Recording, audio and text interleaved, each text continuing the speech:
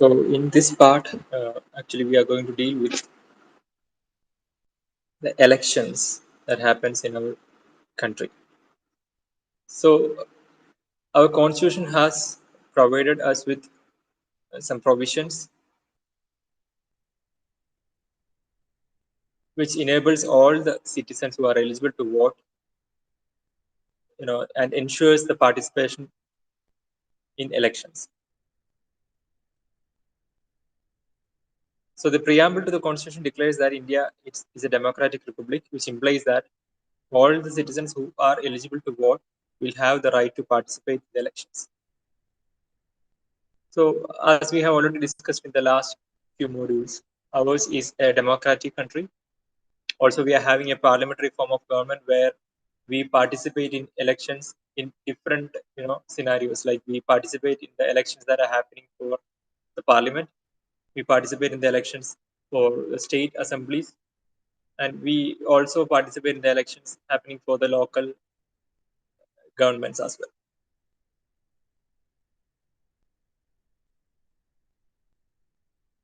So, which is the article that is, specifying about the concept called elections? Article 324 in our constitution.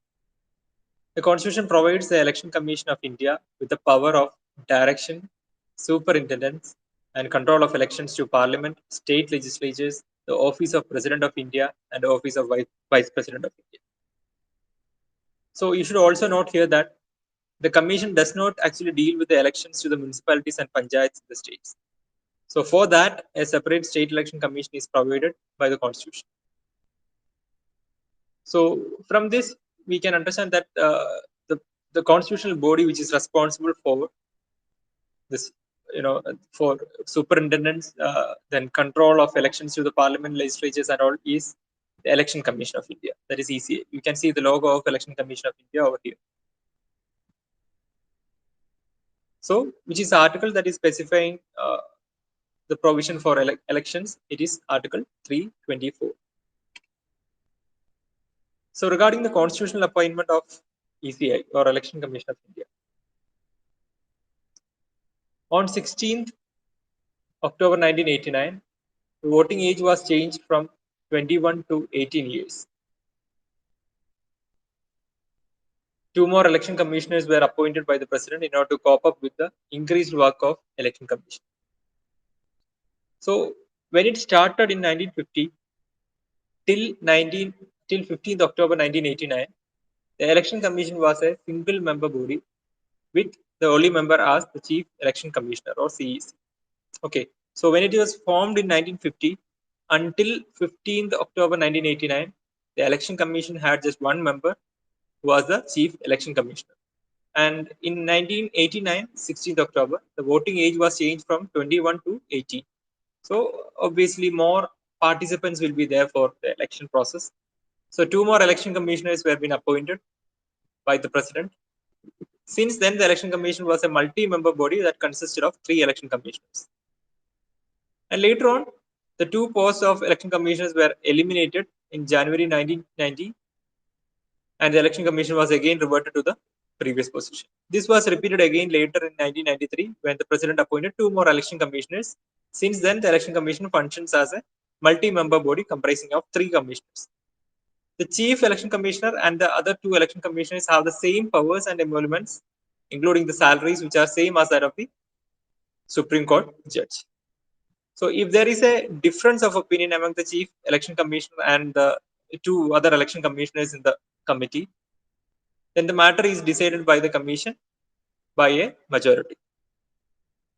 So the tenure is mentioned in the last line, that is the office is held by them for a term of 6 years or until they attain 65 years, whichever happens first.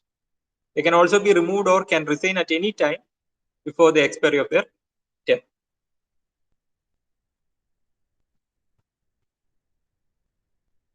Then listed in this slide are the powers of Election Commission of India. Some of the powers you will be aware of. The first one being determining the electoral constituencies, territorial areas throughout the country on the basis of Delimitation Commission Act of Parliament. That is, in order to find out the territorial areas or which part or which part has to come in a particular constituency. All such decisions will be taken by the election commission. Then preparing and periodically revising electoral rolls and registering all eligible voters. Then notifying the schedules and dates of elections and scrutinizing nomination papers. Some of the terms you might have come across while reading newspapers and all. Providing us with a schedule, providing in fact a detailed schedule which provides us with the dates for submitting the nomination for scrutinization. Now all the things will be detailed. All those schedules, all those detailed schedules will be provided by the election commissioner. In fact, that is a power. Then granting recognition to various political parties and allocating them with election symbols. Acting as a court to settle disputes concerning the granting of recognition to political parties and allocating election symbols to the parties. So in case there happens a dispute between two political parties for a particular political symbol, then that particular dispute will be settled by the election commission of India. It's a constitutional body. Election Commission of India is a constitutional body similar to that of Finance Commission, or you can say CAG. CAG is an election. CAG in fact is a constitutional body. Similar to that, Election Commission is also a constitutional body. And any such bodies, which are provided to us by the Constitution, can be considered as a constitutional body. So all these commissions, all these so-called constitutional bodies, all their functions and powers will be mentioned in the Constitution itself.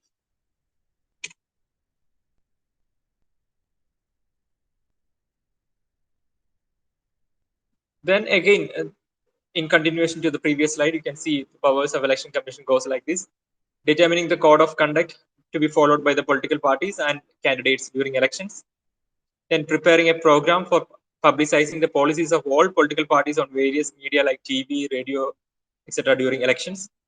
Advising the president on matters concerning the disqualification of MPs. Similarly, advising the governor on matters concerning to the disqualification of MLAs. Then cancelling polls in case of booth capturing, rigging, violence.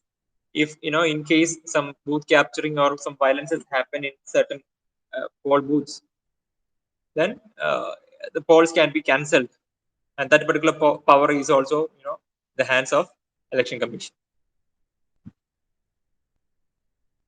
Then you can say that all the matters that are concerned with the elections are monitored by the election commission. Then functions: to direct and control the entire process of conducting elections to parliament and legislature of every state, and to the offices of president and vice president. To decide the election schedules for the conduct of periodic and timely elections, whether general or by elections. To decide on the location of polling stations, assigning of voters to the polling stations, location of counting centers, arrangements to be made in and around polling stations and counting centers, and all allied matters. So, in short, you can say that all the matters which are related to the election process will be directly under the control of election commission.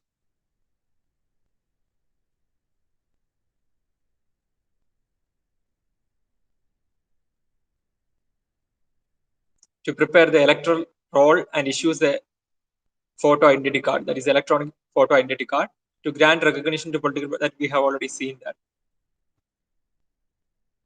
Then regarding setting limit for the expenditure that can be made by a candidate for the campaigning process.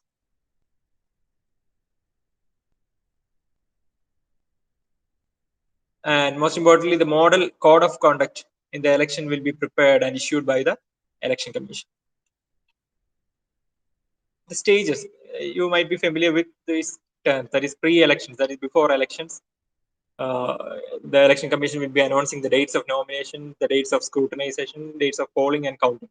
On the voting day, the campaigning ends the day before the voting day, and the government schools and colleges will be chosen for the polling process. And post-elections, all these EVMs will be stored in the strong room under heavy security. This is the process of election submission, right from submission of nominations, scrutiny of nominations, withdrawal of nomination, election propaganda, election day, and finally the counting of votes.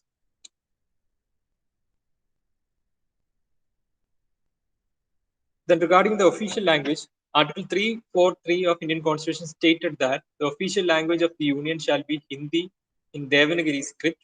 In addition to Hindi language, English language may also be used for official purposes.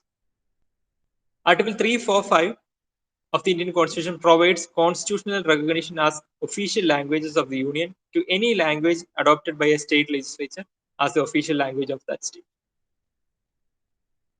So any language which is adopted by a state legislature will be considered as the official language of the Union.